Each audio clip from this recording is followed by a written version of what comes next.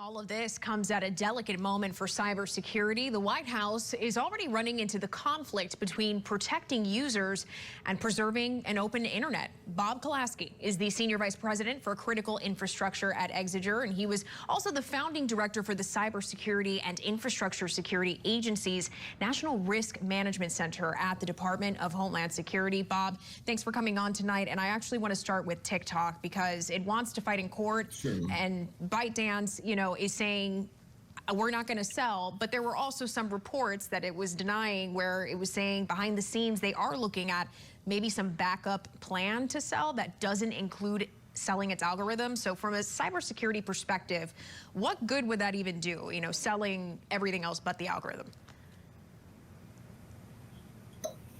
So, as you've been talking about already today in the discussion around TikTok, we're trying to deal with two risks. The U.S. government's trying to deal with two risks related to TikTok. One is data protection of American data and the Chinese government getting access to American citizens' data through requirements it can put on ByteDance to get access from TikTok.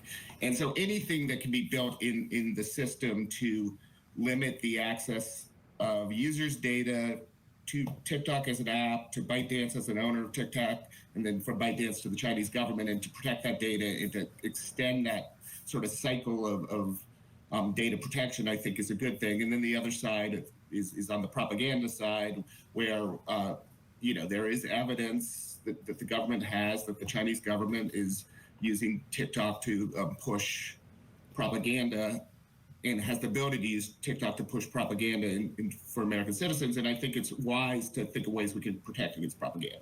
I mean, given your background and experience, I'm curious, why is it that we haven't seen publicly, at least, the evidence that we've been told exists when it comes to these threats? I think part is to make sure that the evidence is ready to be prepared in a legal setting, right? And so part of this is just the right protections to have, as the legislative process goes through, as this gets in the courts, you want to have the strongest case possible. There's also an aspect, of course, of some of this is sensitive information that in terms of intelligence collection and concerns that the government has related to TikTok. And so I think it's really to prepare the case to be as strong as possible, and then to make sure that the evidence properly is framed in what should be shared with the American public. How would you rate our government's response to cybersecurity threats? I mean, even beyond TikTok. Making progress. We've done a lot as a government. The government has done a lot. The U.S. government has done a lot over the last 10 years, but so too has the adversary gotten better.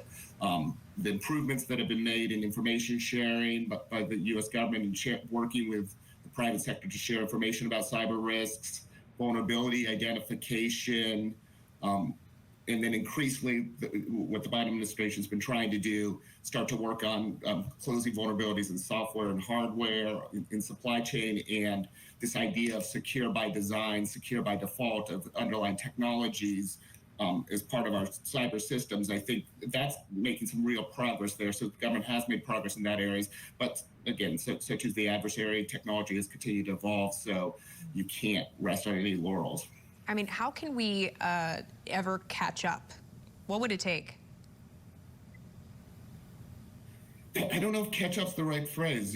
There's perpetually going to be is cybersecurity, cyber weapons are just a different type of weapon. There's always going to be the reality that weapons can be used to do harm against targets, and whether it's a kinetic weapon or whether it's a sort of physical attack or whether it's a cyber attack, you always have to be prepared. There has to be a strategy of deterrence, there has to be a strategy of protection, and then there has to be a strategy of consequence mitigation if anything happens. I think the same thing stands for cyber, and another analogy for cyber attacks is crime. There's been a history of financial crime, fraud, organized crime, and everything. You're never going to completely eradicate it, but you can certainly make progress against it. And that's how we have to look at the cyber threat. It's not something we're going to win. It's something that we're going to stay ahead of causing real existential damage through cyber attacks. And that's got to be the government's goal, to make sure that things that cause long-term national security, national economic security, community well-being type things don't happen through cyber attacks. So far in this effort that you say it's going to be ongoing, and this is the new normal, if you will, what's missing so far that you would like to see implemented ASAP when it comes to tackling this issue? I mean, there's certain sectors that are of critical infrastructure of the economy that are undercapitalized in their ability to provide cyber defenses.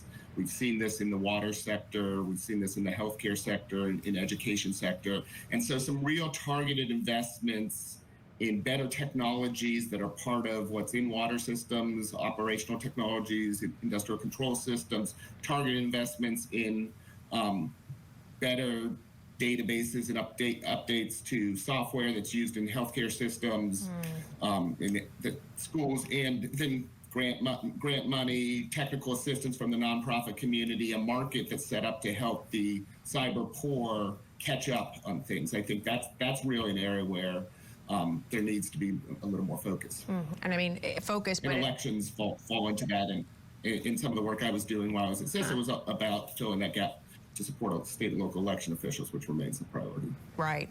Well, it's interesting to hear focus, while in the same vein, there's so many areas, that you've listed that could use attention when it comes to preventing and really staying ahead of this issue.